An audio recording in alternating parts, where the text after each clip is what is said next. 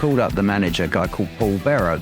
He was part of the Barrow brothers. We had a quick conversation. It really was a pretty easy deal to do. Firstly, because there was probably no money involved, or if there was, very small amount. But from Duran's point of view and the Barrows' point of view, at this point, the group were playing ballrooms, they were playing colleges, and they were playing their own club, the Rum Runner, regularly. Hazel was playing theatres. This was at least a 15-day tour of decent theatres around the country. So it was totally a step up for Duran Duran. So I don't think they had any hesitancy in accepting. They didn't need a meeting any more than I needed a meeting. It seemed the obvious thing to do.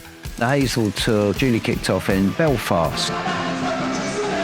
By the time they got to Birmingham Odeon, the buzz was enormous on Duran Duran, and people were asking me about them, people were talking about them, and I was saying, yes, but what about Hazel?